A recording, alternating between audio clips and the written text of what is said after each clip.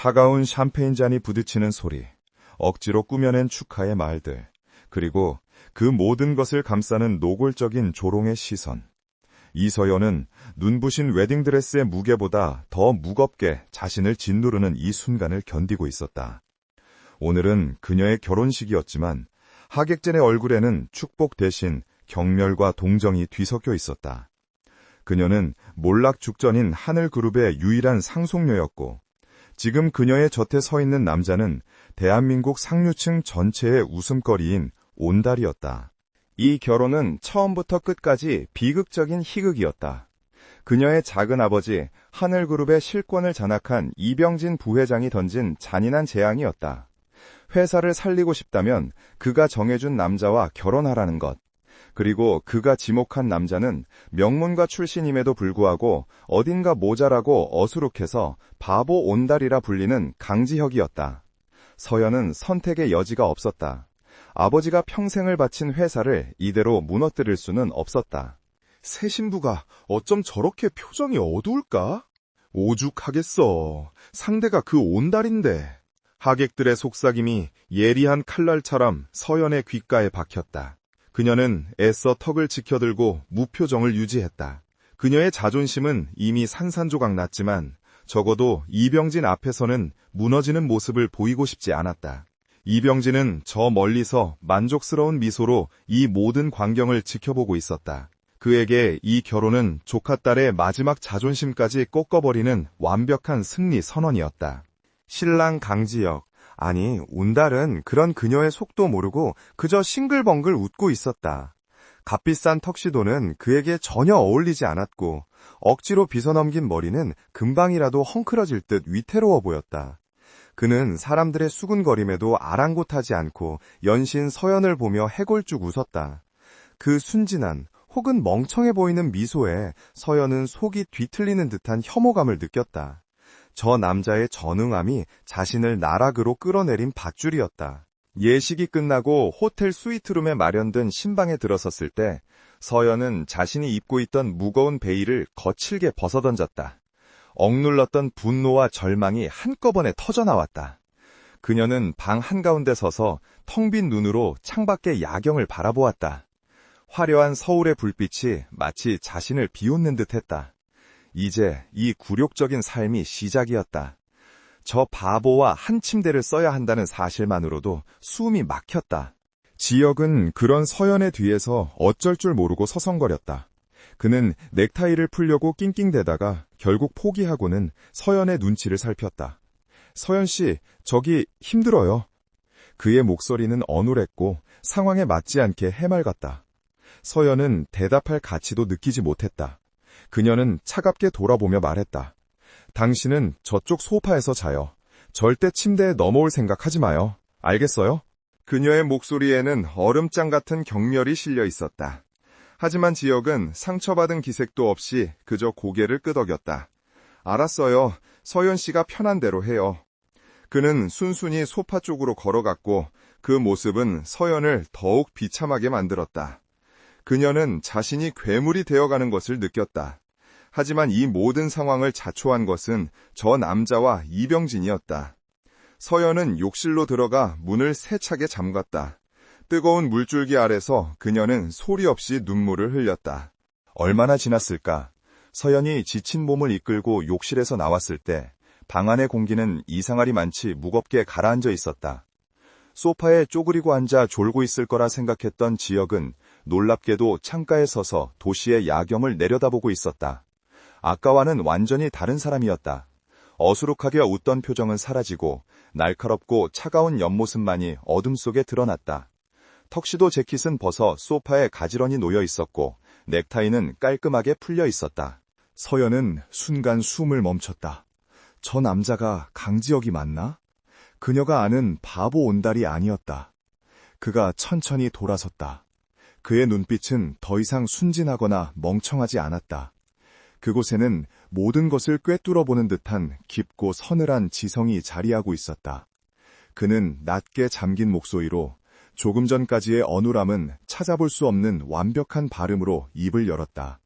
이서연 씨, 아니, 이제 이서연 대표라고 불러야 하나. 서연은 충격에 휩싸여 아무 말도 할 수 없었다. 그녀는 뒷걸음질치다 화장대 모서리에 부딪혔다. 당신 누구야? 그녀의 목소리가 가늘게 떨렸다. 지혁은 천천히 그녀에게 다가왔다. 그의 걸음걸이는 자신감 넘쳤고 그에게서 뿜어져 나오는 위압감은 방 안의 공기를 장악했다. 그는 서연의 바로 앞에서 멈춰섰다. 오늘 제 연기 어땠습니까? 이병진 부회장을 속이기에 충분했나요? 연기라고? 서연은 혼란스러웠다. 이 모든 것이 연기였다면 왜? 도대체 무슨 꿍꿍이야? 날 속이고 뭘 어쩌려고? 그녀가 소리쳤지만 목소리에는 두려움이 묻어났다. 지혁은 픽 웃었다. 그 웃음은 낮에 보았던 순진한 웃음이 아니었다. 그것은 모든 것을 계획대로 움직이는 자의 여유로운 조소였다. 꿍꿍이라? 이서연 씨의 작은 아버지에게 물어봐야 할 질문 같은데. 그는 주머니에서 작은 USB 하나를 꺼내 테이블 위에 던졌다. 이서연 씨가 구하려는 하늘그룹, 이미 속은 다 썩어 문드러졌습니다. 그리고 그 중심에 이병진 부회장이 있죠. 지혁의 눈이 차갑게 빛났다. 당신은 지금 당신의 아버지가 평생을 바친 회사를 훔친 도둑놈에게 마지막 남은 것까지 넘기려던 참이었습니다. 서연은 그가 하는 말을 이해할 수 없었다. 무슨 소리야? 작은 아버지가 회사를 구하려고. 구한다고? 지혁이 비웃었다. 이병진은 하늘그룹을 해외 투기 자본에 헐값으로 넘기려 하고 있습니다. 물론 그 대가로 막대한 뒷돈을 챙기겠죠. 당신과의 결혼도 그 계획의 일부입니다. 당신을 무능한 바보와 짝지어 상속자의 권리를 완전히 박탈하고 모든 책임을 당신에게 떠넘기려는 속셈이죠. 그는 서연의 흔들리는 눈동자를 똑바로 바라보며 말했다. 서연은 머리를 한 대 맞은 듯 멍했다. 이병진의 야망은 알고 있었지만 이 정도일 줄은 몰랐다. 하지만 이 남자의 말을 어떻게 믿는단 말인가? 당신이 누군데 나한테 이런 말을 하는 거지? 당신도 이병진이 심어놓은 사람 아니야?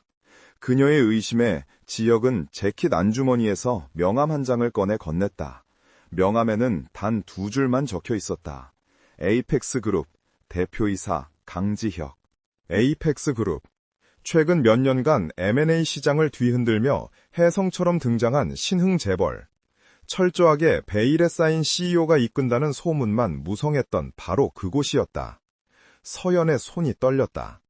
대한민국에서 가장 유능하고 냉철하다고 알려진 투자가 바로 자신의 눈앞에 있는 이 바보 온달이란 말인가. 말도 안 돼. 왜 이런 짓을. 지혁은 다시 창가로 걸어가며 등을 돌렸다. 이병진, 그자는 단순한 기업 사냥꾼이 아닙니다.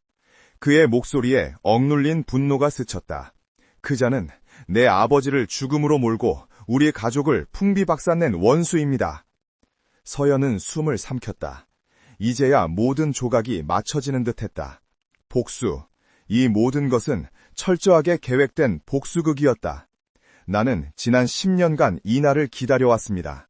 이병진의 모든 것을 빼앗기 위해. 그럼 나는? 서연이 떨리는 목소리로 물었다. 나는 당신 계획의 일부였을 뿐이야? 희생양? 지혁이 천천히 돌아섰다. 그의 눈빛이 조금 누그러진 듯 했다. 처음엔 그랬습니다. 이병진의 조카, 하늘그룹의 상속녀, 내 계획에 가장 필요한 말이었죠. 그는 서연에게 다시 다가왔다. 하지만 당신이 이병진의 협박에도 불구하고 회사를 지키려 발버둥치는 모습을 보면서 생각이 바뀌었습니다. 그는 서연의 젖은 눈가를 바라보았다. 당신은 희생양이 아닙니다, 이서연 씨. 당신은 내 동맹이 되어야 합니다. 그는 서연에게 손을 내밀었다. 나는 이병진을 무너뜨릴 힘이 있고 당신은 하늘그룹을 되찾을 명분이 있습니다. 우리는 서로가 필요합니다. 서연은 그의 손을 내려다보았다. 불과 몇 시간 전까지만 해도 경멸했던 남자의 손이었다. 하지만 지금 그 손은 그녀가 잡을 수 있는 유일한 동아줄처럼 보였다. 내가 당신을 어떻게 믿지? 그녀가 마지막 남은 자존심으로 물었다. 지혁은 그녀의 손을 부드럽게 하지만 단호하게 잡았다. 지금 이 순간부터 당신의 남편은 바보 온달이 아니라 에이펙스 그룹의 강지혁입니다. 그리고 우리는 이병진을 아는 공동의 적을 가지고 있습니다. 그는 서연의 젖은 뺨을 엄지손가락으로 닦아주었다. 예상치 못한 부드러운 손길에 서연의 심장이 세차게 뛰었다. 이병진은 우리가 세상에서 가장 불행하고 무능한 부부라고 믿게 될 겁니다. 지혁의 목소리가 낮게 울렸다. 그리고 그 방심이 우리가 그자의 숨통을 끊을 수 있는 가장 날카로운 무기가 될 겁니다. 서연은 결심한 듯 그의 손을 마주잡았다. 절망의 구렁텅이에서 맞이한 신혼 첫날 밤, 두 사람의 위험한 동맹이 그렇게 시작되고 있었다. 방금 전까지 자신을 짓누르던 절망은 사라지고 그 자리에는 차가운 분노와 알 수 없는 기대감이 차올랐다. 지혁은 만족스러운 듯 희미하게 미소 지었다. 일단 오늘 밤은 푹 주무시죠. 내일부터는 아주 바빠질 테니까. 그는 아까 서연이 경멸하며 가리켰던 소파로 망설임 없이 걸어갔다. 그리고 약속대로 나는 소파에서 자겠습니다. 계약 조건이 바뀌었다고 해서 신사도까지 버린 건 아니니까요. 그는 소파에 길게 누우며 눈을 감았다. 서연은 한동안 그 자리에 못 박힌 듯 서 있었다. 모든 것이 꿈처럼 비현실적이었다. 그녀는 테이블 위에 놓인 에이펙스 그룹의 명함을 집어들었다. 차가운 금속의 감촉이 이 모든 것이 현실임을 말해주고 있었다.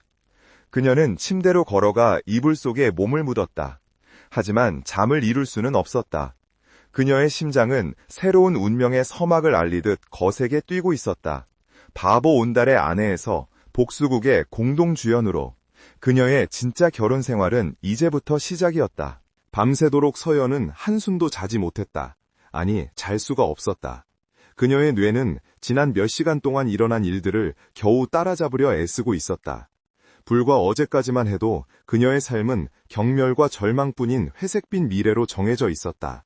하지만 이제 그녀의 옆방 소파에서 잠든 저 남자는 그 모든 전제를 뒤엎어버렸다. 강지혁, 에이펙스 그룹의 대표, 그리고 그녀의 아버지를 파멸시킨 원수의 조카. 이 모든 사실이 거대한 소용돌이처럼 그녀를 휘감았다.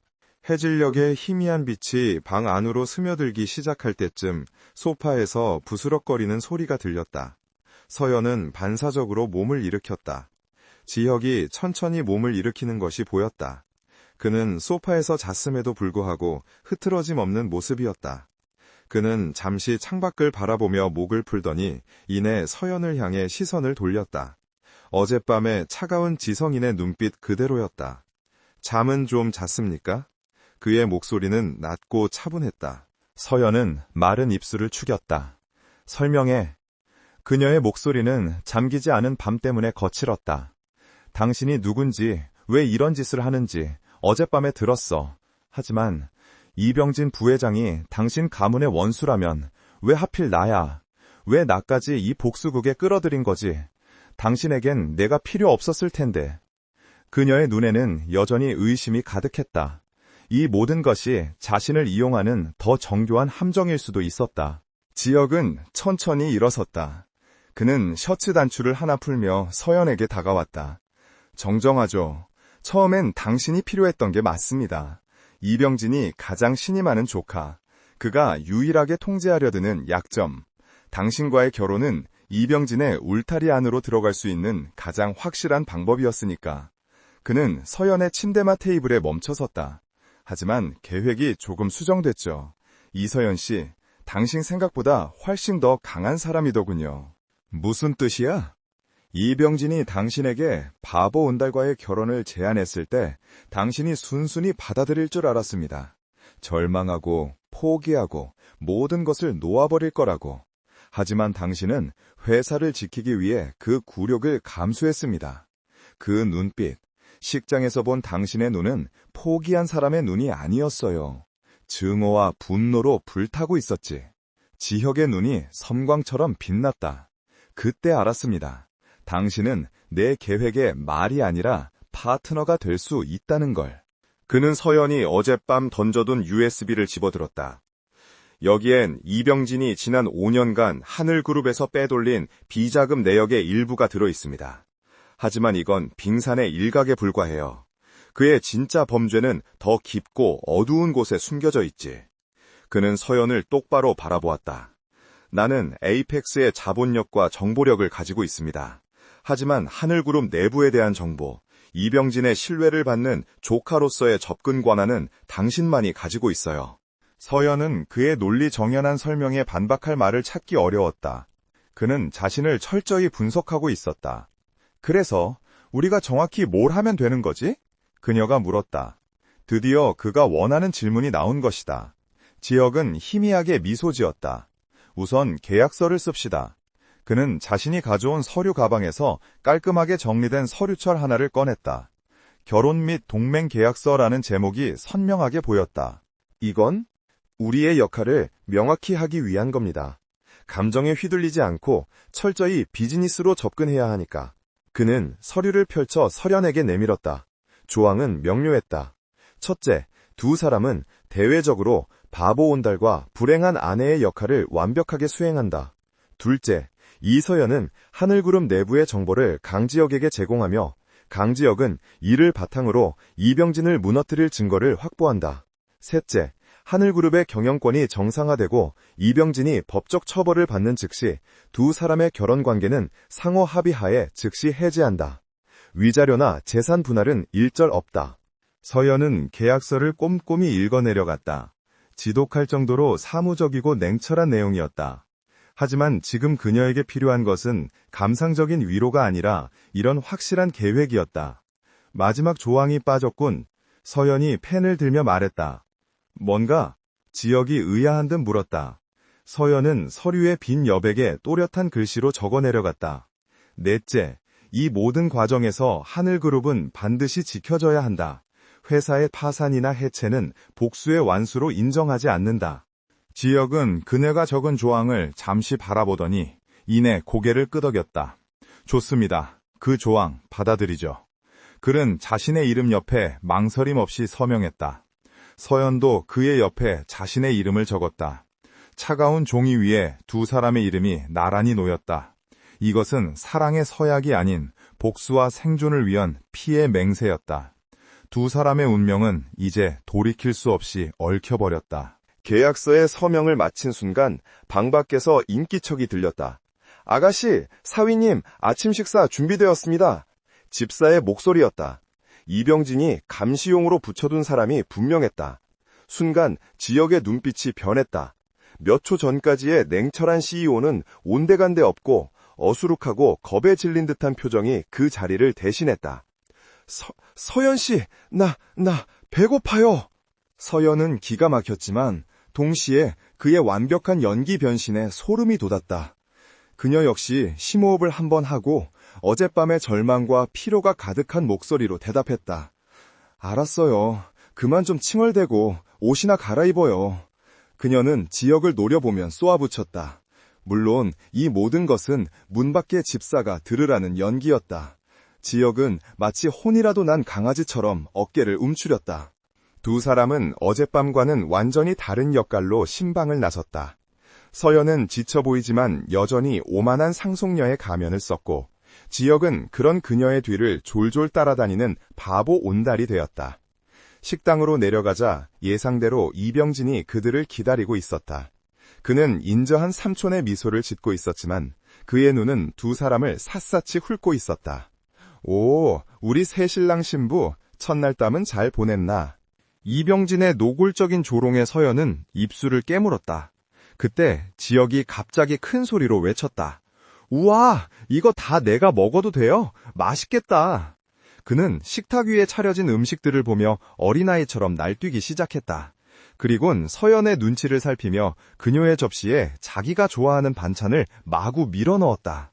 서연 씨도 많이 먹어요. 이거 맛있어요.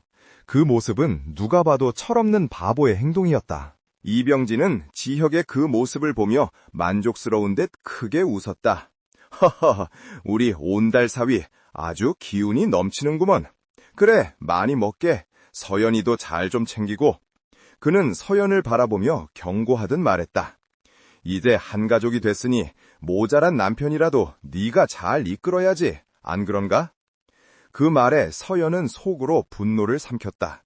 그녀는 아무 말 없이 지혁이 엉망으로 쌓아 올린 반찬을 묵묵히 입으로 가져갔다.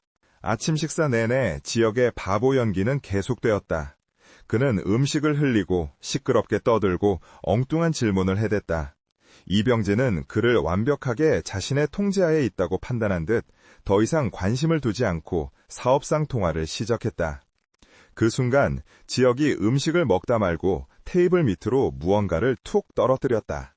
그는 어쩔 줄 몰라 하며 서연을 쳐다봤다. 서연 씨, 나 포크 떨어뜨렸어요. 서연이 인상을 쓰며 테이블 밑을 내려다보았다. 그런데 포크와 함께 작은 쪽지 하나가 그녀의 발밑에 떨어져 있었다. 그녀는 아무도 눈치채지 못하게 재빨리 쪽지를 집어들었다. 그녀가 쪽지를 손에 쥐는 것을 확인하자 지혁은 다시 바보처럼 헤헤 웃으며 포크를 주우려 토란을 피웠다. 이병진은 통화의 열중에 그 모습을 보지 못했다. 서연은 떨리는 손으로 쪽지를 몰래 펼쳤다. 그곳에는 단 한 줄의 문장이 적혀 있었다. 오늘 오후 3시, 당신의 운전기사, 내가 보낸 사람. 이튿날 아침, 이병진의 만족스러운 웃음소리가 식탁을 울렸다. 그는 어젯밤 두 사람의 비참한 신혼 첫날 밤에 대한 집사의 보고를 받은 것이 분명했다. 지혁은 여전히 어수룩한 온달의 가면을 쓰고 서연이 떠먹여주는 죽을 아이처럼 받아먹고 있었다. 서연은 속이 뒤틀리는 굴욕감을 애써 감추며 이 지옥 같은 연극을 이어갔다. 이병진은 모든 것이 자신의 계획대로 돌아가고 있음에 심취해 두 사람을 완벽하게 자신의 통제하에 두었다고 확신했다. 아침 식사가 끝나자 이병진은 인심 쓰듯 말했다. 온달 사위, 이제 우리 식구가 됐으니 일도 좀 배워야지 않겠나? 마침 자네에게 딱 맞는 자리를 하나 마련해 두었네. 그의 눈에는 숨길 수 없는 조롱이 담겨 있었다. 서연은 불길한 예감에 휩싸였지만 지혁은 그저 눈을 반짝이며 물었다. 일이요? 저도 일해요? 와, 신난다. 그 순진한 반응에 이병진의 미소는 더욱 깊어졌다. 그들이 도착한 곳은 하늘그룹 본사 건물의 지하 2층, 먼지 냄새가 코를 찌르는 자료관리실이었다. 전산화가 이루어진 지 오래인 지금 이곳은 사실상 버려진 공간이나 다름없었다. 산더미처럼 쌓인 낡은 서류철들은 이곳이 유배지임을 노골적으로 보여주고 있었다. 이병진의 충직한 신복이자 그룹의 실세인 박 상무가 팔짱을 낀 채 거만한 표정으로 그들을 기다리고 있었다. 박 상무, 이쪽은 내 조카 사위일세. 자네가 좀 맡아서 기초부터 가르쳐주게. 이병진의 말에 박 상무는 노골적으로 비웃음을 터뜨렸다.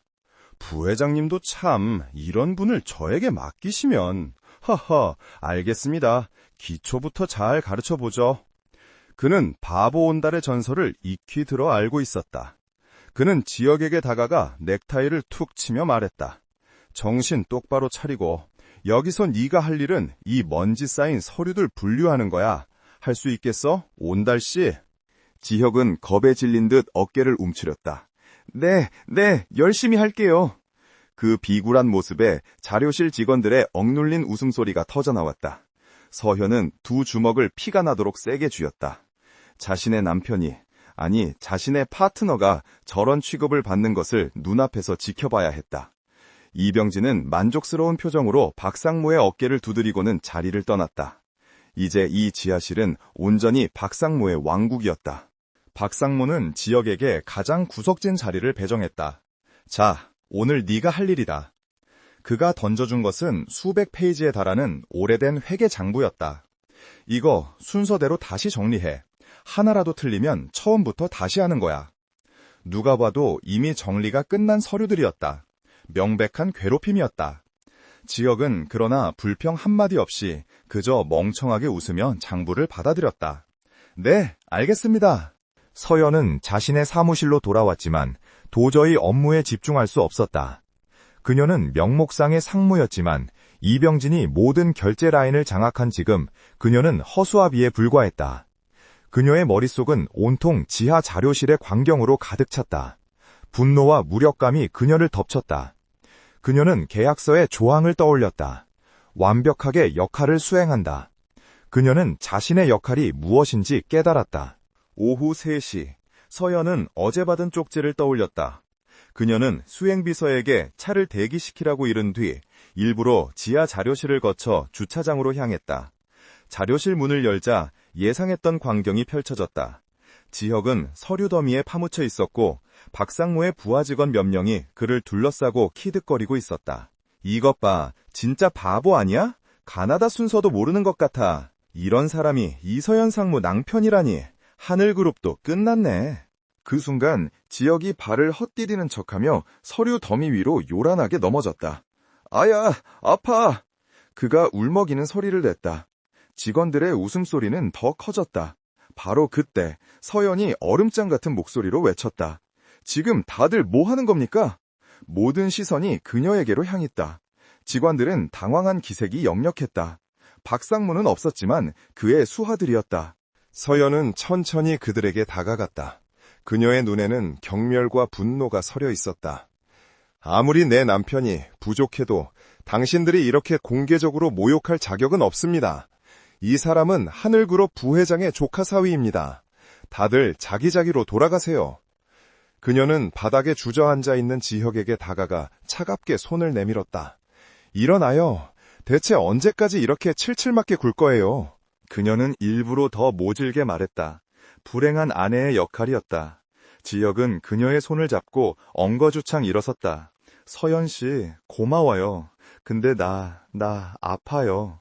그는 여전히 바보처럼 굴었다. 서연은 그를 부축하는 척하며 그의 귓가에 속삭였다. 삼시, 운전기사. 지혁은 아무도 눈치채지 못하게 아주 미세하게 고개를 끄덕였다.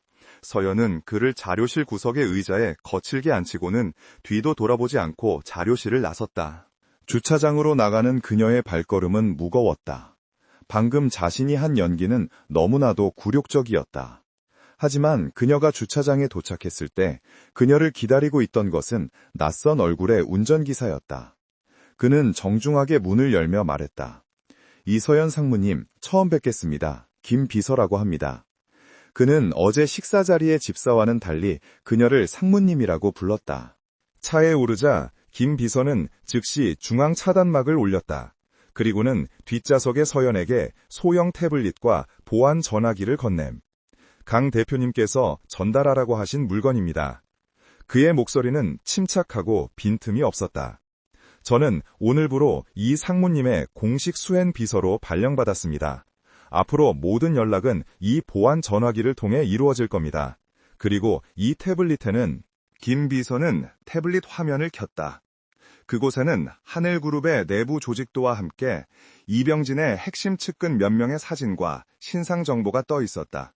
박 상무의 얼굴도 보였다. 대표님께서 어젯밤 분석하신 자료입니다. 박 상무는 예상대로 이병진의 비자금 창고입니다. 대표님께서는 오늘 자료실에서 그의 행동 패턴과 사무실 열쇠 모양을 파악하실 계획입니다. 서연은 숨을 삼켰다. 지혁이 오늘 그 수모를 당하면서 동시에 그런 임무를 수행하고 있었다는 말인가? 그럼 내가 한 행동은? 그녀가 떨리는 목소리로 물었다. 아주 훌륭하셨습니다. 김 비서가 백미러를 통해 그녀를 바라보며 말했다. 상무님께서 박상무의 부하들을 질책하고 바보 남편을 감싸는 모습은 두 분이 굴욕적인 관계에 묶여 있다는 사실을 이병진에게 더욱 확신시켰을 겁니다. 이제 그들은 상무님 앞에서도 지형님을 더 거리낌 없이 대할 겁니다. 그것이 저희가 원하는 완벽한 투명 망토입니다. 그날 밤 호텔 스위트룸에 돌아온 두 사람은 말이 없었다. 지혁은 낮에 입었던 싸구려 양복을 벗어던지고 샤워 가운을 걸쳤다. 그의 어깨에는 넘어진 척하다 생긴 시퍼런 멍자국이 선명했다. 서연은 말없이 구급상자를 가져와 그의 뒤에 섰다. 멍들었어요. 그녀가 약을 바르며 낮게 말했다. 이 정도는 연기 비용치고는 싼 편이죠. 지혁이 무심하게 대답했다. 서연의 손길이 잠시 멈칫했다. 오늘 고마웠어요. 그녀의 말에 지혁이 돌아보았다. 연기 말입니까? 당신도 훌륭했어요. 아니, 서연이 그의 눈을 똑바로 바라보았다. 날 파트너로 인정해줘서. 지혁은 잠시 그녀를 바라보았다. 그의 눈빛이 미세하게 흔들렸다. 그는 다시 고개를 돌리며 말했다. 박상무의 사무실 열쇠, 마스터키를 포함해 총 4개입니다. 그리고 그는 매일 저녁 7시 15분에 이병진에게 직통으로 이를 보고를 합니다. 그때가 그의 금고가 비는 유일한 시간이죠. 서연은 그의 말에 전율했다. 바보 온달의 연기는 그저 방어막이 아니었다. 그것은 적의 심장부로 파고드는 가장 날카로운 칼이었다. 그녀는 멍든 어깨에 마지막으로 반창고를 붙여주었다. 내일은 뭘 할 거죠? 내일은 바보 온달이 커피를 쏟는 실수를 좀 해야겠습니다. 지역이 차가운 미소를 지었다. 박상무의 책상이에요. 두 사람의 서투른 연기는 그렇게 가장 치명적인 무기가 되어가고 있었다. 다음 날 아침, 바보 온달의 시련은 계속되었다.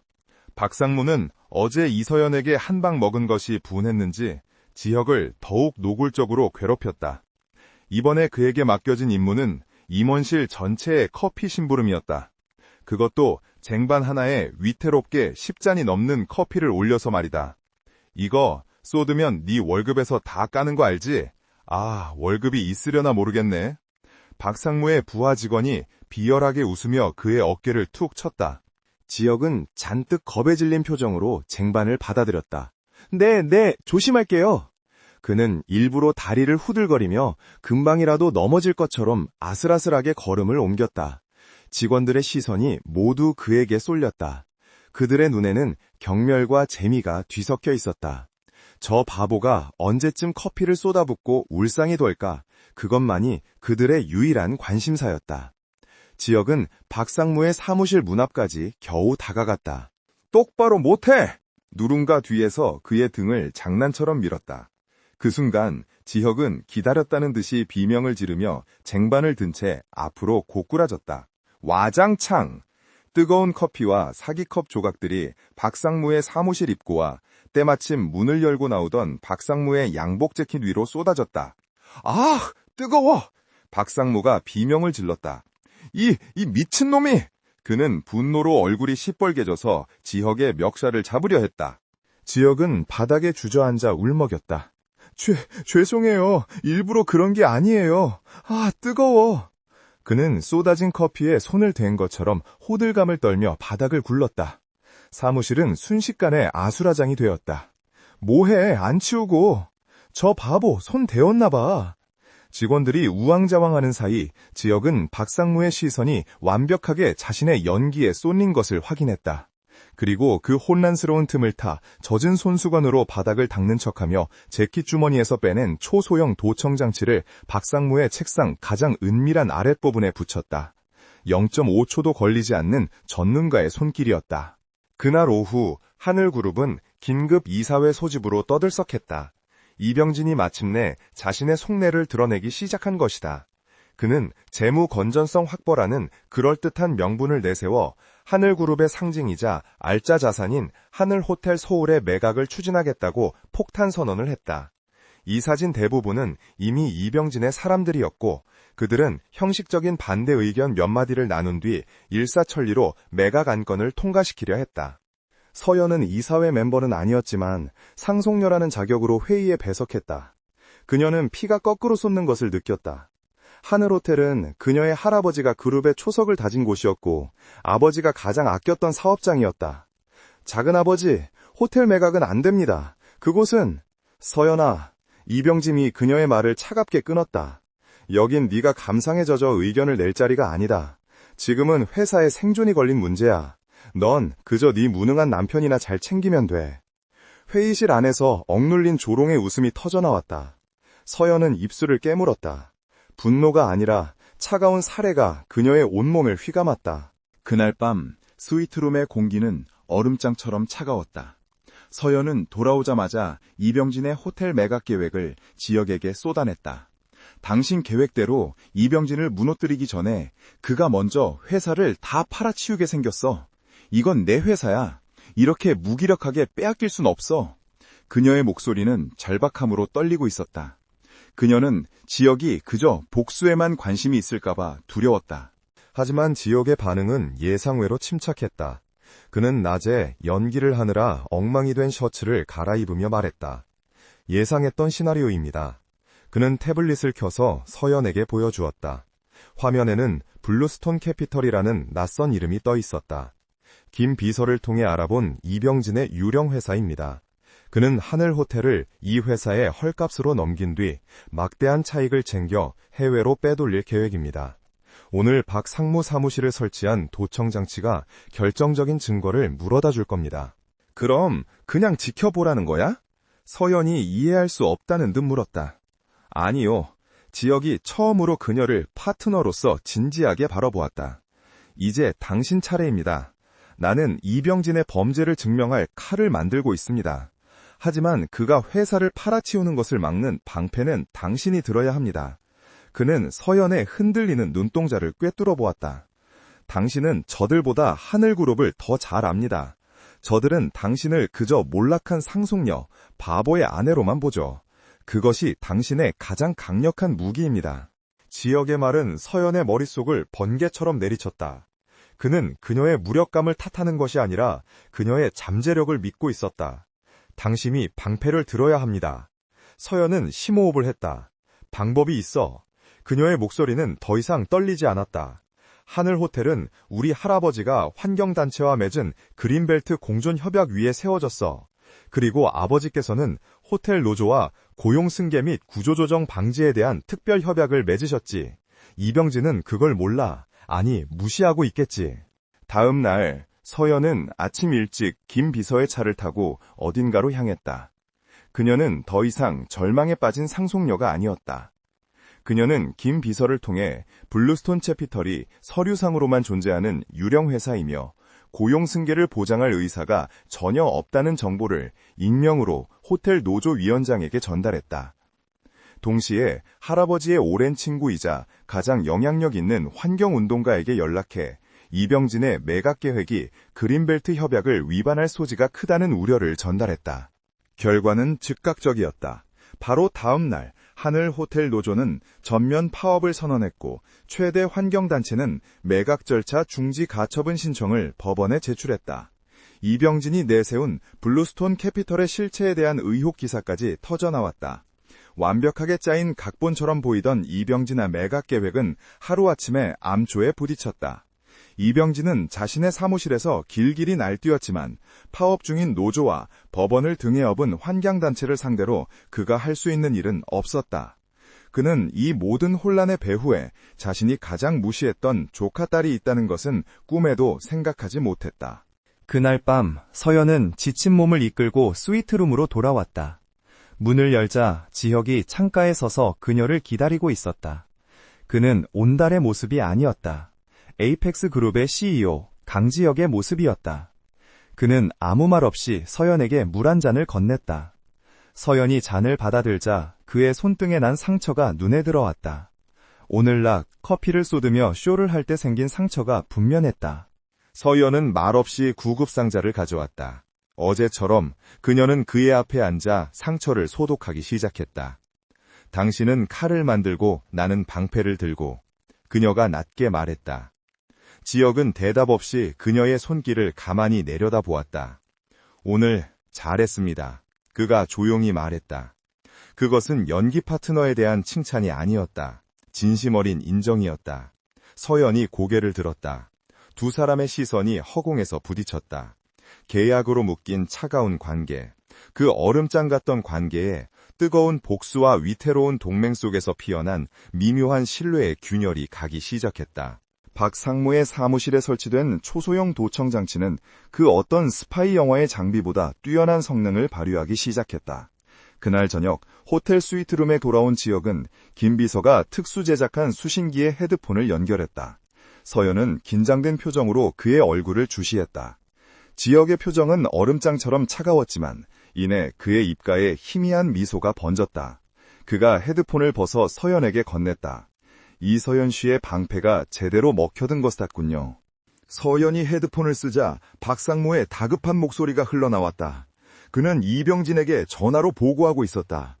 그래서 말씀드리는 겁니다. 모조놈들이랑 그 환경단체 타이밍이 너무 기가 막히지 않습니까? 이건 분명 내부 정보가 센 겁니다. 잠시 침묵이 흘렀다. 이병진의 낮고 굵은 목소리가 들려왔다. 내부 정보라. 이서연, 그 계집애짓이군. 상무님 말씀이십니까? 박상무가 되물었다. 그래, 그깟 호텔 하나 팔아치운다고 눈에 불을 켜더니 감히 내 뒤통수를 쳐? 이병진의 목소리에는 살기가 서려 있었다. 하지만 상무님 혼자서 이런 일을 꾸미기엔, 그러니 알아보게. 그 계집의 주변에 누가 붙었는지, 혹시 그 바보 온달놈이라도 이용하는 건 아닌지. 이병진의 의심은 여전히 서연에게 향해 있었다. 바보 온달은 그에게 그저 서연이 이용할 수 있는 가장 하찮은 도구일 뿐이었다. 지역은 수신기를 껐다. 예상대로입니다. 이병진은 당신을 얕보고 있어요. 분노에 차서 앞뒤 안 가리고 발악하는 힘없는 상속녀로. 서연은 기분이 묘했다. 자신을 향한 의심이 오히려 그들을 지켜주는 방패막이 되고 있었다. 그럼 이제 당신의 칼은? 그녀가 물었다. 지역은 태블릿 PC를 쳤다. 화면에는 복잡한 자금 흐름도가 펼쳐져 있었다. 에이펙스 그룹의 정예 요원들이 밤낮으로 매달린 결과였다. 도청 장치에서 블루스톤 캐피털과의 통화 녹음을 확보했습니다. 지역이 말했다. 박 상무가 그들과의 이면 계약, 즉 리베이트에 대해 언급하더군요. 그 리베이트가 흘러들어가는 계좌를 추적했습니다. 김 비서가 이끄는 에이펙스의 팀은 박 상무가 언급한 단 하나의 계좌번호를 단서로 스위스와 케이맨 제도를 넘나드는 거미줄 같은 자금 세탁 경로를 역추적해냈다. 그리고 그 끝에는 스위스 비밀 계좌주는 다니엘 킴이라는 가명입니다. 서연은 그 이름이 낯설었다. 하지만 그게 이병진이라는 증거는? 이병진이 아니니까요. 지역의 목소리가 한 톤 낮아졌다. 그의 눈빛이 얼음처럼 차가워졌다. 다니엘 킴, 15년 전 제 아버지를 배신하고 회사의 모든 기술을 빼돌려 이병진에게 넘긴 우리 집안의 재무이사였습니다. 이병진은 그를 해외로 도피시킨 뒤 그의 명의로 비자금을 관리해온 겁니다. 모든 조각이 맞춰졌다. 이것은 단순한 기업 비리가 아니었다. 15년 전부터 이어진 거대한 배신과 음모의 증거였다. 서연은 지역의 얼굴에 스쳐 지나가는 깊은 고통과 분노를 보았다. 이병진이 그 사람을 이용해서 당신의 아버지를. 지역은 눈을 감았다 떴다. 그렇습니다. 그리고 이제 그 증거가 우리 손에 들어왔습니다. 이병진이 박상무와 다니엘 킴을 통해 어떻게 하늘그룹을 갉아먹고 있었는지 그 모든 내역이. 하지만 이병진 역시 호락호락한 상대가 아니었다.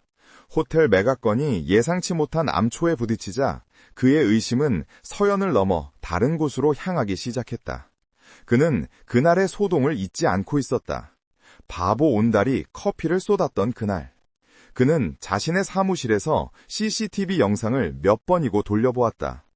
영상 속 지역의 행동은 누가 봐도 어설프고 멍청한 바보의 실수였다. 하지만 이병진은 미간을 찌푸렸다. 너무 완벽하게 바보 같잖아. 그의 의심은 합리적인 근거가 없었다. 하지만 수십 년간 암흑가와 재계를 오가며 살아남은 그의 동물적인 직감이 경고를 보내고 있었다. 박상무, 그가 인터폰을 눌렀다. 그 온달놈 말일세, 뒤를 좀 캐보게. 예? 그 바보놈 말입니까? 이서연 상무가 시키는 대로 움직이는 꼭두각시일 뿐입니다. 박상무가 코웃음을 쳤다. 그러니까 캐보라는 거야. 이병진이 버럭 소리를 질렀다. 그놈이 어떻게 우리 집안에 들어오게 됐는지 그 배경을 샅샅이 뒤져. 그놈의 이력서, 졸업장, 친구, 사소한 거 하나까지 전부 다. 이병진의 명령은 즉각 실행되었다. 그는 자신이 아는 가장 유능하고 가장 무자비한 사설 정보 업체를 고용했다. 오라클 솔루션. 그들은 합법과 불법의 경계를 넘나들며 원하는 정보는 시체 속에서라도 꺼내온다는 악명 높은 곳이었다. 그들의 수사망이 강지혁이라는 인물의 거짓된 과거를 향해 촘촘히 조여오기 시작했다. 그날 밤 지혁과 서연은 확보한 증거를 바탕으로 다음 계획을 세우고 있었다. 이병진을 주주총회에서 끌어내릴 완벽한 시나리오였다. 그때 김 비서로부터 긴급 보안 전화가 걸려왔다. 지혁의 표정이 순식간에 굳어졌다. 알아. 그가 짧게 대답하고 전화를 끊었다. 서연이 불안한 눈으로 그를 바라보았다. 무슨 일이야?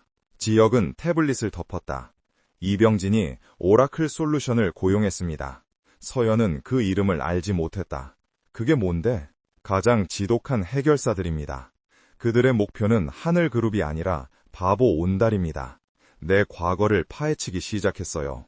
서연의 얼굴이 하얗게 질렸다. 그럼 당신 정체가? 내가 만든 온달의 이력은 완벽합니다. 하지만 오라클은 다릅니다. 그들은 없는 균열도 만들어내는 자들이죠. 우리의 투명 망토가 벗겨지기 시작했습니다.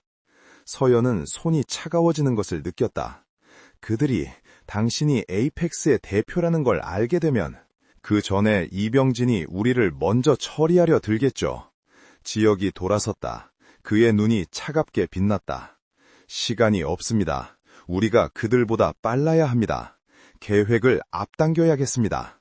사냥꾼이었던 그들은 이제 동시에 사냥감이 되었다. 오라클 솔루션의 움직임은 유령처럼 빠르고 치밀했다.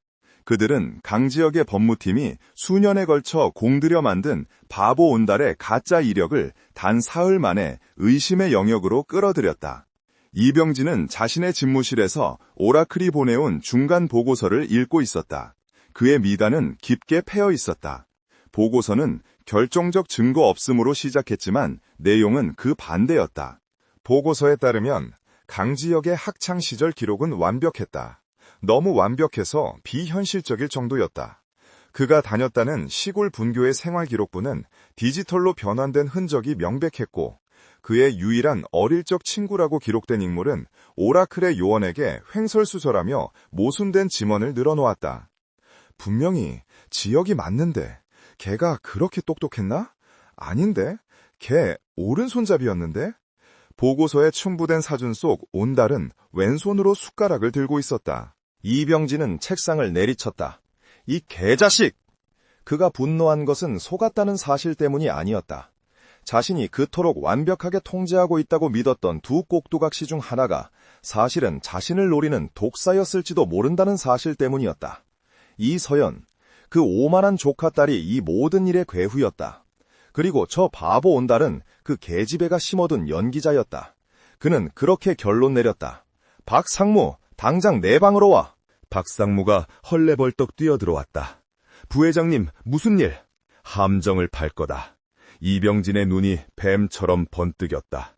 그 온달놈, 아니 그놈을 조종하는 이서연이 내 정보를 빼돌리고 있다는데 내 전 재산을 걸지. 놈들이 원하는 걸 던져줄 테다. 그리고 그 미끼를 무는 순간 목줄을 낚아챌 거야. 그는 박상무에게 은밀하게 지시를 내렸다. 오늘 저녁 두 사람이 도청하고 있을 것을 확신하며 박상무의 사무실에서 가짜 통화를 하라고. 그날 저녁 스위트룸. 지역과 서연은 여느 때처럼 수신기에 귀를 기울이고 있었다. 낮 동안 바보 온달 연기를 하느라 지쳐 보였던 지역의 눈빛은 헤드폰을 쓰는 순간 에이펙스 그룹 대표의 그것으로 돌아와 있었다. 예상대로 박상무의 목소리가 들려왔다. 그는 누군가와 다급하게 통화하고 있었다. 뭐라고? 다니엘 킴이 마카오에서 포착됐다고? 제기랄 그 영감탱이가 왜 지금? 서연은 숨을 멈췄다. 다니엘 킴, 15년 전의 그 배신자. 그녀가 흥분으로 지역을 바라보았다. 지역씨, 들었어? 잡을 수 있겠어? 하지만 지역은 미동도 없이 오히려 더 차가운 표정으로 헤드폰에 집중했다. 박상무의 통화는 계속되었다. 알았어. 일단 그놈 입을 막아야 해. 부회장님 비상금이 묶인 K14 계좌 오늘 밤 12시에 임시로 풀린다. 일단 거기에 $10,000,000를 쏴. 내가 지금 해커를 붙여서 임시 방화벽을 풀 테니까. 통화가 끊겼다. 서연은 흥분을 감추지 못했다. K14 계좌? $10,000,000? 이건 이병진의 비자금을 통째로 잡을 기회야. 당장 김비서에게 연락해서. 함정입니다. 지혁이 헤드폰을 벗으며 그녀의 말을 잘랐다. 뭐라고? 명백한 함정이에요. 그의 목소리는 얼음장 같았다. 이병진이 오라클을 고용했습니다. 그들은 내 가짜 신분의 균열을 발견한 겁니다. 이병진은 이제 내가 바보가 아닐지도 모른다고 의심하기 시작했어. 서연의 얼굴에서 핏기가 가셨다. 그럼 저 다니엘 킴 이야기도 K14 계좌도 전부 거짓말? 다니엘 킴은 미끼고 K14는 덫입니다. 지역이 태블릿을 켜서 즉각적인 분석에 들어갔다. 이병진은 우리가 저 계좌에 접근하기를 기다리고 있는 겁니다. 저 계좌에 접속하는 순간 우리의 IP는 추적당할 거고 이병진은 우리가 스파이라는 확증을 잡게 되겠죠. 그는 지금 우리가 듣고 있다는 것까지 확신하고 이 연극을 벌이는 겁니다. 절망적인 침묵이 방을 감쌌다. 이병진의 반격은 예상보다 훨씬 빠르고 치명적이었다. 그럼 우린 이제 어떻게? 서연의 목소리가 떨렸다. 여기서 멈춰야 해? 모든 증거를 포기하고? 아니요. 지혁이 고개를 들었다. 그의 눈이 위험한 불꽃으로 타오르고 있었다. 덫인 걸 알았으니 그 덫을 이용해야죠. 이용하다니? 그게 무슨? 이병진은 내가 K14 개조라는 문을 열고 들어오길 기다리고 있습니다. 문을 여는 순간 나를 잡으려고. 좋습니다. 기꺼이 그 문을 열어주죠. 그는 즉시 김비서에게 보안 전화를 걸었다. 김비서, 지금부터 에이펙스의 최정예 화이트 해커팀을 비상대기시켜. 목표는 K14 계좌. 하지만 돈이 아닙니다. 지혁은 서연을 바라보며 말했다. 그의 목소리에는 냉철한 분노와 함께 지독한 자신감이 배어 있었다. 이병진은 우리를 잡기 위해 K14 계좌의 방화벽을 임시로 풀 겁니다. 그리고 그 계좌를 통해 우리 IP를 추적하려 하겠죠. 그 말은 K14와 이병진의 메인 서버 사이에 순간적으로 길이 열린다는 뜻입니다. 우리는 그 길을 역으로 타고 올라갈 겁니다. 서연은 그제야 그의 계획을 이해하고 전율했다. 그의 덫을 그의 서버로 들어가는 백도어로 쓰겠다고? 그렇습니다. 지혁이 일어섰다. 그는 우리에게 썩은 고기를 던졌지만 우리는 그의 심장을 가지러 갈 겁니다. 이병진이 수십 년간 숨겨온 모든 비자금 내역, 다니엘 킴과의 모든 거래 기록, 그가 하늘그룹을 팔아치우려 한 모든 이면 계약서, 그 모든 것이 그 메인 서버에 들어있을 겁니다. 하지만 계획은 위험천만했다. 단 한 번의 실수로 모든 것이 끝장날 수 있었다. 서연은 지역의 굳은 옆모습을 바라보았다. 그의 어깨는 에이펙스 그룹의 운명뿐만 아니라 이제는 자신의 목숨까지 짊어지고 있었다. 그녀는 자신도 모르게 그의 팔을 잡았다. 지혁씨, 그의 시선이 그녀에게 향했다. 그녀의 눈은 두려움이 아닌 굳은 결의로 차 있었다. 이병진은 이제 당신을 노리고 있어. 회사가 아니라 당신 목숨을. 지혁은 그녀의 손을 내려다보았다. 처음으로 그녀의 손길이 차갑게 느껴지지 않았다. 그는 그녀의 손을 뿌리치지 않았다. 대신 그는 그녀의 눈을 똑바로 바라보며 낮게 말했다. 그래서 더 이상 망설일 시간이 없습니다. 그는 다른 손으로 김 비서에게 문자를 보냈다. 오라클이 움직인다. 오늘 밤 모든 것을 끝낸다. 내일 오전 9시 긴급 주주총회를 소집해. 그는 서연을 바라보며 말했다. 이병진은 자신이 사냥꾼이라고 생각하겠죠. 하지만 사냥감이 덫을 역으로 이용할 수 있다는 건 모를 겁니다. 그는 그녀의 어깨를 가볍게 쥐었다. 그것은 계약 파트너가 아닌 동맹을 넘어서는 무언가였다. 내일 아침 우리는 이 지옥 같은 연극을 끝낼 겁니다. 당신의 방패와 나의 칼로. 방황의 공기는 살얼음판 같은 긴장감으로 가득 찼다. 이병진이 파놓은 함정은 이제 그들의 유일한 탈출구가 되었다. 하늘그룹 본사 33층, 긴급 주주총회가 열리는 대회의실의 공기는 팽팽한 긴장감으로 가득 차 있었다.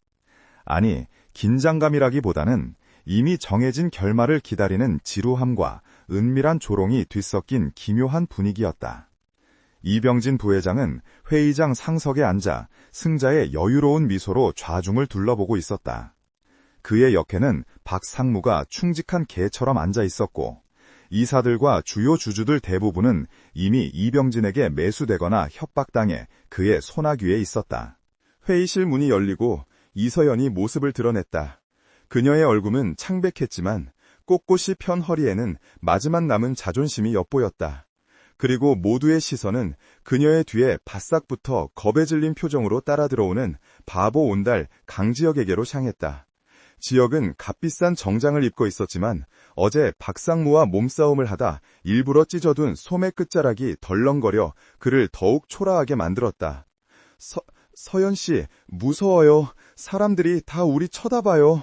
그가 서연의 팔을 붙잡으며 중얼거렸다. 회의실 어딘가에서 노골적인 비웃음이 터져나왔다. 이병진은 그 모습을 보며 만족스럽게 헛기침을 했다. 자, 늦게 온 주주님도 착석했으니 긴급 주주총회를 시작하겠습니다. 그가 의사봉을 가볍게 두드렸다. 그는 어젯밤 K14 계좌라는 덫에 이서연과 그 배후가 걸려들었다고 확신했다.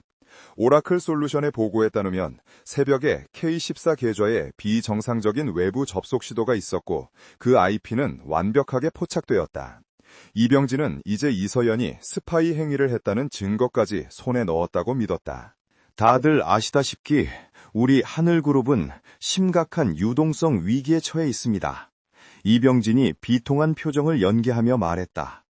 저는 회사를 살리기 위해 백방으로 노력했습니다만 유일한 해결책은 우리의 핵심 자산인 하늘 호텔을 포함한 일부 사업부를 블루스톤 캐피털에 매각하는 것뿐이라는 결론에 이르렀습니다.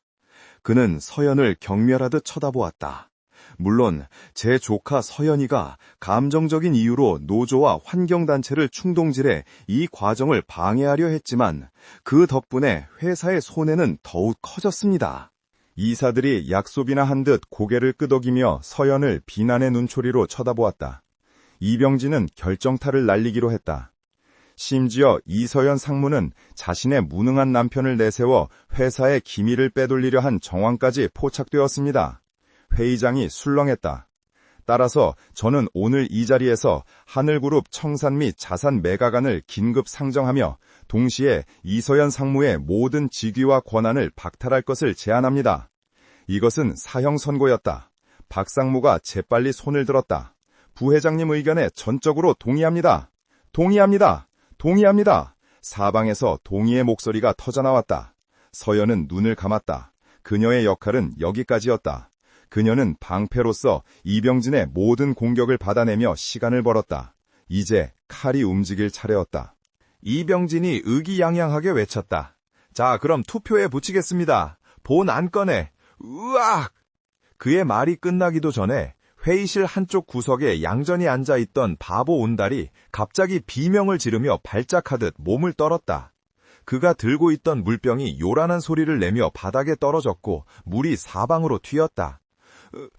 서연씨, 나 배 아파, 화장실. 그는 식은땀을 흘리며 바닥을 뒹굴었다. 회의장은 순식간에 아수라장이 되었다. 저 바보 자식! 경비원은 뭐해? 저런 놈을 회의장에 들여! 이병진은 이마에 핏대를 세웠다. 완벽한 승리의 순간을 저 바보가 망쳐놓은 것이다. 모든 사람의 시선이 바닥에서 뒹구는 지혁에게 쏠려 있었다. 서연만이 침착하게 회의실의 거대한 정문을 바라보고 있었다. 쾅! 그때였다. 회의실의 육중한 정문이 마치 폭발이라도 일어난 듯 거칠게 열렸다. 모든 이의 시선이 소리가 난 곳으로 향했다.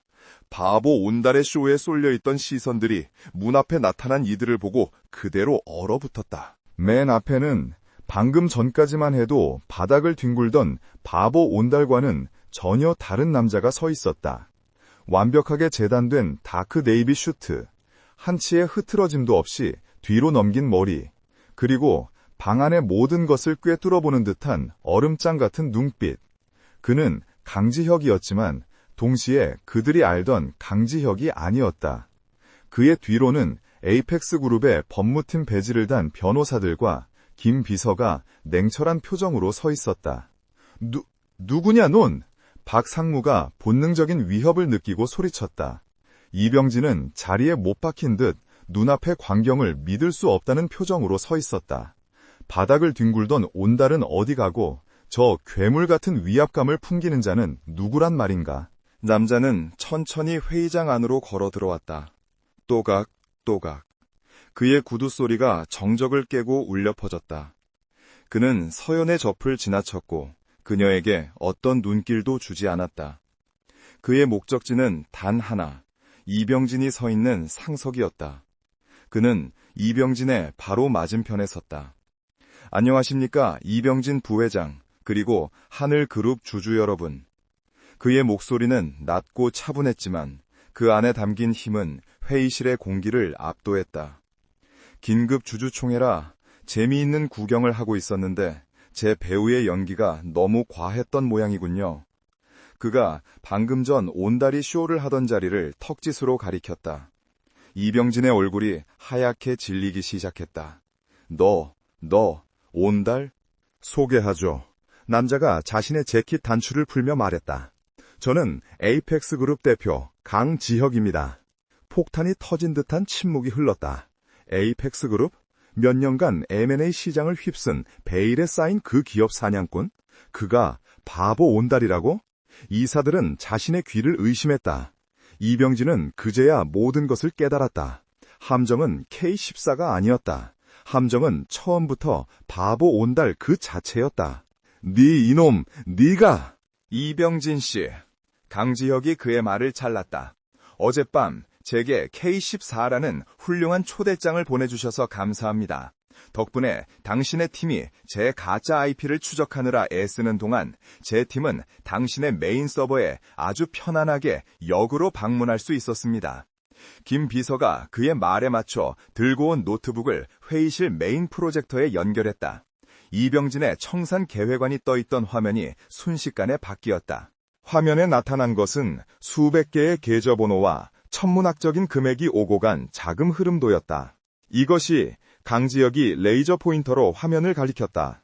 이병진 부회장께서 지난 15년간 하늘그룹에서 빼돌린 비자금 내역입니다. 물론 당신의 오랜 친구인 다니엘 킴의 명의로 관리되고 있었죠. 그리고 이것은 화면이 바뀌었다.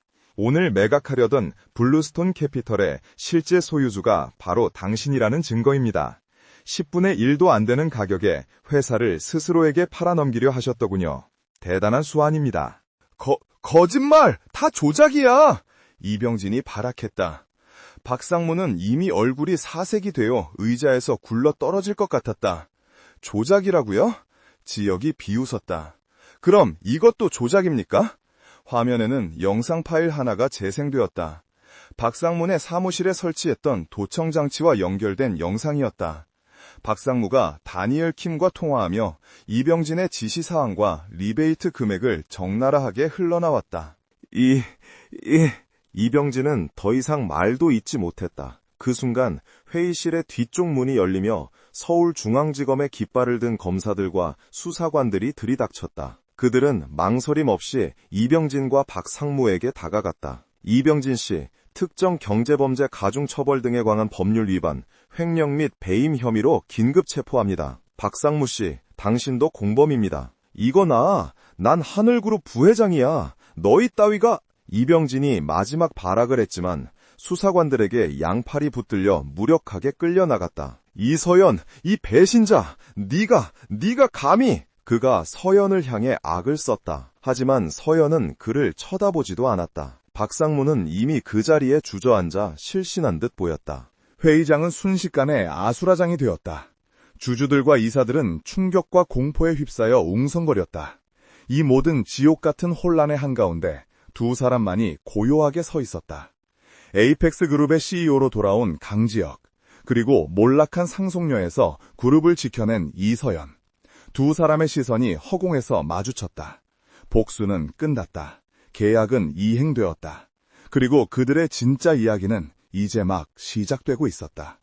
이병진과 박상무가 검찰 수사관들에게 끌려나가자 33층 대회의실에는 일순간 모든 소리가 증발한 듯한 정적이 찾아왔다. 방금 전까지 이병진을 향해 충성을 맹세하던 이사들과 주주들은 숨 쉬는 것조차 잊은 채 회의장 중앙에 서 있는 두 남녀를 바라보았다. 한 명은 이 모든 혼란의 한가운데서도 태산처럼 미동조차 없는 에이펙스 그룹의 대표 강지혁이었다. 다른 한 명은 창백했지만 더 이상 절망의 빛이 아닌 강인한 결의로 빛나는 눈을 한 하늘그룹의 유일한 적통 상속녀 이서연이었다. 침묵을 깬 것은 지혁이었다. 그는 바보 온달의 흔적은 1mg도 남아있지 않은 냉철하고 절도 있는 동작으로 이병진이 버리고 간 의장석으로 향했다. 하지만 그는 그 자리에 앉는 대신 단상 옆에 서서 좌중을 압도했다. 주주 여러분, 방금 전에 불미스러운 사태에 대해서는 유감스럽게 생각합니다. 하지만 그의 목소리가 회의실 전체를 울렸다. 하늘그룹의 진짜 위기는 지금부터입니다. 썩은 뿌리는 도려냈지만 몸통은 여전히 위태롭습니다. 그의 말에 술렁이던 이사들이 다시 입을 다물었다. 지역은 김비서가 연결한 프로젝터를 다시 켰다. 이번에 화면에 뜬 것은 이병진의 범죄 증거가 아닌 하늘그룹 정상화 및 재무 건전성 확보를 위한 에이펙스그룹의 전략적 파트너십 제안서였다. 에이펙스그룹은 하늘그룹을 적대적 M&A 할 의사가 없습니다. 우리는 약탈자가 아닙니다. 그가 단호하게 선언했다. 우리는 파트너가 될 것입니다. 에이펙스의 자본과 시스템, 그리고 하늘그룹이 가진 전통과 저력을 합쳐 이 회사를 다시 살려낼 것입니다. 그는 서연을 바라보았다. 그의 시선에는 아주 짧은 순간 얼음장 같은 CEO의 가면을 뚫고 나오는 따뜻한 신뢰가 스쳤다. 그리고 이 중대한 프로젝트를 이끌 적임자는 단 한 사람뿐입니다. 지역이 서연을 향해 손을 내밀었다. 이병진의 협박 속에서도 회사의 근간인 호텔 노조와 환경협약을 이용해 매각을 저지한 사람, 회사의 가치를 끝까지 지켜낸 사람. 저는 이 자리에서 하늘그룹의 임시 CEO로 이 서연 상무를 공식 추천합니다. 모든 시선이 서연에게 쏟아졌다. 그녀는 더 이상 바보의 아내도 몰락한 상속녀도 아니었다. 그녀는 이 거대한 폭풍의 눈 한가운데서 유일하게 쓰러지지 않고 버텨낸 생존자이자 승리자였다. 겁에 질려있던 이사들은 에이펙스라는 거대한 힘을 등에 업은 서연에게 반대할 엄두조차 내지 못했다. 그들은 마치 약속이나 한 듯 앞다투어 손을 들었다. 동의합니다. 이서연 상무님을 지지합니다. 만장일치였다. 서연은 천천히 단상으로 걸어 나왔다. 그녀는 지역의 옆에 섰다. 두 사람은 적과 동맹이 아닌 이제 명백한 파트너로서 나란히 섰다. 그날 오후 대한민국 전체가 뒤집혔다. 바보 온달이라 불리던 남편, 알고 보니 에이펙스 그룹의 숨겨진 CEO라는 헤드라인이 모든 언론사의 일면을 장식했다. 재계 역사상 가장 충격적이고 극적인 반전 드라마였다. 이병진의 구속과 하늘그룹의 비리 내역은 그 거대한 반전의 양념처럼 보도되었다. 하늘그룹의 주가는 개장과 동시에 거래 정지되었으나 에이펙스그룹의 공식적인 투자 및 지원 발표가 나오자 다음날 시장에서는 기대감으로 폭등했다. 며칠 후 하늘그룹의 임시 CEO로 공식 취임한 이서연은 단독 기자회견을 열었다. 수백 대의 카메라 플래시 세례 속에서도 그녀는 흔들림이 없었다. 지난 며칠간 저희 하늘그룹은 큰 혼란을 겪었습니다. 저 또한 그 혼란의 중심에 있었습니다. 그녀는 자신의 과거를 부정하지 않았다. 하지만 오늘부로 하늘그룹은 과거의 상처를 딛고 새롭게 태어날 것입니다. 저는 이 자리에서 투명 경영과 책임 경영을 약속드립니다. 그녀의 당당하고 지적인 모습은 이병진이 더 씌웠던 무능한 상속녀의 이미지를 완벽하게 깨부수었다. 강지혁은 에이펙스 본사 자신의 집무실에서 대형 스크린으로 그녀의 기자회견을 지켜보고 있었다. 그는 소리 없이 미소 지었다. 화면 속 그녀는 그가 처음 만났던 굴욕감에 젖어있던 신부가 아니었다. 그녀는 자신이 예상했던 것보다 훨씬 더 눈부신 리더로 성장해 있었다. 김 비서가 들어와 보고했다. 대표님, 이병진과 박 상무에 대한 구속영장이 발부되었습니다. 그들이 빼돌린 자금 대부분은 회수 절차에 들어갔습니다. 모든 것이 끝났습니다. 수고했네. 지역이 짧게 대답했다. 그는 스크린에서 눈을 떼지 못했다. 모든 것이 끝났다. 15년간 그를 올감했던 복수가 드디어. 그날 밤 서연은 기자회견을 마치고 지친 몸을 이끌고 호텔 스위트룸으로 돌아왔다. 지난 몇 주간 그들의 전쟁터이자 비밀 기지였던 곳. 문을 열고 들어서자 방은 이상하게 고요했다. 그리고 그녀는 거실 한가운데 놓인 낯익은 서류 가방 2개를 발견했다. 강지혁의 가방이었다. 그가 창가에 서서 야경을 내려다보고 있었다. 온달도 CEO도 아닌 그저 한 남자, 강지혁의 뒷모습이었다. 왔습니까? 그가 돌아보지 않고 말했다. 기자회견 잘 봤습니다. 인상적이더군요. 서연은 말없이 그의 곁으로 다가갔다. 테이블 위에는 그가 말끔하게 정리해둔 서류 한 장이 놓여 있었다. 그리고 그 위에는 이미 강지혁의 이름이 서명된 이혼 합의서가 가지런히 놓여 있었다. 서연의 심장이 차갑게 내려앉는 듯했다. 이게 뭐야? 계약 종료입니다. 지혁이 천천히 돌아섰다. 그의 얼굴은 무표정했지만 그 어느 때보다도 공허해 보였다. 계약서 3항, 이병진이 법적 처벌을 받고 하늘그룹의 경영권이 정상화되는 즉시 두 사람의 결혼 관계는 상호 합의하에 즉시 해지한다. 이병진은 구속되었고 당신은 CEO가 되었습니다. 내 복수도 당신의 목표도 모두 이루어졌습니다. 그는 그녀를 똑바로 바라보았다. 이서연 씨, 당신은 이제 자유입니다. 이 지긋지긋한 연극도 바보 온달의 아내라는 굴레고 모두 끝났습니다. 축하합니다, 이서연 대표님. 그의 목소리는 한치의 흔들림도 없었지만 서연은 그 완벽한 무표정 뒤에 숨겨진 깊은 상처와 체념을 보았다. 그는 스스로를 복수의 도구로 규정했고 임무가 끝나자 사라져야 한다고 생각하는 듯했다. 서연은 이혼 서류를 들어 올렸다. 그리고 지혁의 눈앞에서 그것을 천천히 그리고 망설임 없이 반으로 찢었다. 쫙 하는 소리가 정적을 갈랐다. 지혁의 눈이 그의 계획 속에서는 단 한 번도 없었던 변수에 부딪힌 듯 크게 흔들렸다.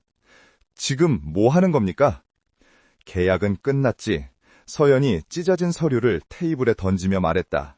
그녀의 목소리는 떨리지 않았다.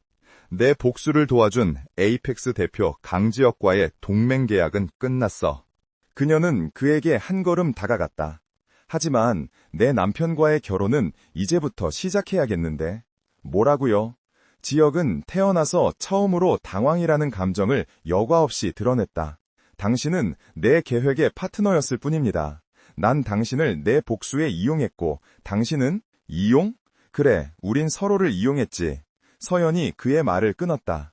하지만 그 지옥 같은 시간 속에서 당신이 바보 온달 연기를 하며 내 뒤에 숨었을 때, 내가 당신을 보호하는 불행한 아내 연기를 했을 때, 그 모든 게 정말 100% 연기였을까?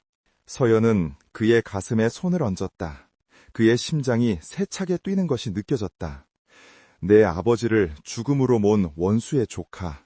그래서 나도 당신을 증오해야 마땅한데 이상하게도 난 당신이 다치는 게 싫었어. 당신이 박상무에게 모욕당할 때 진심으로 분노했어. 그녀의 눈에 눈물이 고였다. 당신은요? 당신도 날 그저 파트너로만 봤어? 내 방패가 되겠다고 한 거 정말 전략일 뿐이었어? 지혁은 대답할 수 없었다. 그의 철저한 계획은 그녀의 눈물 앞에서, 그녀의 진심 앞에서 산산조각 나고 있었다.